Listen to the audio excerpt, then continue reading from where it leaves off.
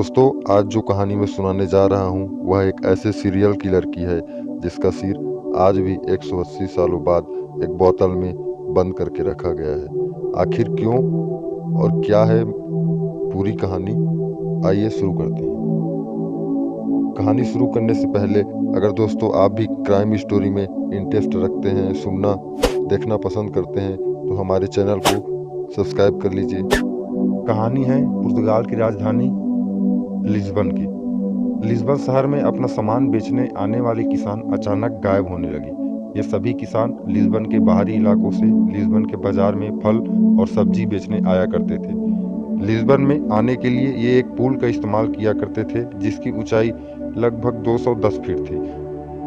Police को समय समय पर उस पुल के नीचे लोगों की लाशें मिला करती थी जिन्हें पुलिस कुछ वक्त रखने के बाद अंतिम संस्कार कर दिया करती थी। पुलिस को लगता था कि पुल के नीचे मिलने वाली लाशें उन लोगों की है जिन्होंने पुल से खुदकुशी यानी सुसाइड की है। पुलिस को ऐसा इसलिए लगता था क्योंकि साल 1820 में पुर्तगाल में इतना ज़्यादा मंदी आ गई थी, बड़े बड़े फैक्ट्री के मालिकों तक ने खुदकुशी कर ली थी। लोगों के हालात इसी मंदी के कई साल बीत जाने के बाद भी ठीक नहीं हुए थे। हालांकि पुलिस में शिकायत करने वाले उनके परिजन पुलिस को जोर देकर कहते थे कि मरने वाले के साथ ऐसे कोई दिक्कत नहीं थी, वे अपनी जिंदगी से खुश थे। लेकिन पुलिस लकीर की फकीर बनी हुई थी और वो परिवार के लोगों की बातें नज़रअंदाज कर रही थी। रिपोर्ट के अनुसार पहली लाश साल 1836 में मिला था और लाशें मिलने का सिलसिला बंद ही नहीं हो रहा था। साल 1837, 1838, 1839 में भी पुल के नीचे लाशें मिल रही थी। पुलिस ने कभी भी इस बात की जहमत नहीं उठाई कि वो लाशों को ठीक तरह से परीक्षण ही करा ले ताकि मौत से पहले मरने वालों के साथ क्या हुआ था उसका पता चल सके। हालांकि यह भी कह सकते हैं कि उस वक्त विज्ञान ने इतनी तरक्की नहीं की थी कि शायद मौत का वजह पता चल सके। हालांकि मामले के जांच करने वाले पुलिस वालों के दिमाग में एक कोने में अंदेशा यह भी था कि कहीं किसानों की मौत के पीछे की कोई वजह कुछ और होना थी। लेकिन पुलिस ने मामले की जांच करने से ज्यादा पुल को बंद करने पर जोर दिया। लाशों के मिलने की संख्या से तंग होकर आखिरकार साल 1840 में पुलिस को आने जाने के लिए पुल को बंद करना पड़ा। पुल के बंद होने के साथ ही लाशों का मिलने का सिलसिला भी बंद हो गया। अब तो पुलिस की थ्योरी पर भी मुहर लग गई कि किसान तंगी की वजह से ही खुदकुशी कर रहे थे। हालांकि पुलिस की ये खुशी ज्यादा दिन तक नहीं रही। अब लिस्बन और उसके आसपास के इलाकों में लूट की वारदात बढ़ गई। लोगों के घरों में हथियारबंद लुटेरे घुस जाते थे और फिर लूटपाट करने के बाद हत्या कर फरार हो जाते थे। यह हत्या इतना दर्दनाक होता कि लोग इसको देख तक न पाते। ऐसे कई वारदात ने पुलिस के नाक में दम कर रखा था और पुलिस उस गैंग को जल्द से जल्द पकड़ना चाहती थी। पुलिस की लाख इन्वेस्टिगेशन के बावजूद इस घटना को अंजाम देने वाले शख्स के बारे में कुछ पता नहीं चल पा रहा था। पुलिस ने अपना जाल बिछाना शुरू किया और जल्द ही पुलिस के हत्थे 30 साल का एक आदमी चढ़ा।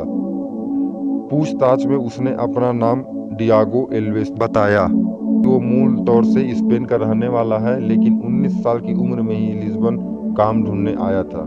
उसने यह भी कबूल किया कि वे अपने गैंग के साथ मिलकर लूट की वारदात को अंजाम दे रहा था। हालांकि पूछताछ करने वाले पुलिस वालों को लग रहा था कि डियागो अधूरा ही सच बता रहा है। उसके जहन में और कई राज छुपे हुए हो सकते थे। पुलिस को वह अंदेशा था कि यह इसकी पहली घटना नहीं है। पुलिस ने डियागो के साथ सख्ती की और जब उसने मुंह खोलना शुरू किया तो उसकी कहानी सुनने वाले पुलिस वालों के हाथ पांव ठंडे पड़ गए। पूछताछ में डियागो ने बताया उसका जन्म साल 1810 में स्पेन के एक गरीब परिवार में हुआ था। बचपन बेहद ही तंगहाली में गुजरा। माँ बाप उसे छोटा मोटा काम कराते रहते थे और पढ़ने लिखने के लिए उसे स्कूल भी नहीं भेजा करते थे। जब वो 19 साल का हुआ तो उसके पिता उससे काम के लिए लिस्बन भेज दिया। लिस्बन आने के बाद डियागो लोगों के घरों में काम करने लगा। लिस्बन आने के कुछ साल बाद ही डियागो की माँ की मौत हो गई, जिससे वे बेहद दुखी हुआ। कहा जाता है डियागो अपने माँ के बहुत करीब था। माँ की मौत के बाद डियागो ने शराब पीना, जुआ खेलना और गंदी आदतें शुरू कर दिया। इसी दौरान वो ऐसे लोगों के संपर्क में भी आया जो छोटी मोटी चोरी छीना झपटी करते रहते थे। छोटी मोटी वारदात करके भी वे अच्छी जिंदगी जी रहे थे और उन्हें लोगों को घर में काम करने की जरूरत भी नहीं पड़ती।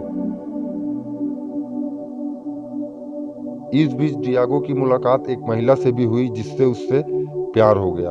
कहा तो यह भी जाता है कि इस महिला से मुलाकात के बाद ही डियागो ने अपराध की दुनिया में कदम रखा। कहते हैं ना दोस्तों, लड़कियां तो किसी को बर्बाद कर देती है तो आबाद। यह घटना उन्हीं में से एक है, क्योंकि इसी औरत ने डियागो को कहा था कि जुर्म से जल्दी और ज्यादा पैसा कमाया जा सकता है। इसके बाद डियागो ऐसी जगह की तलाश करने लगा जहां से लोगों को आसानी से लूटा जाए और किसी को शक भी ना हो।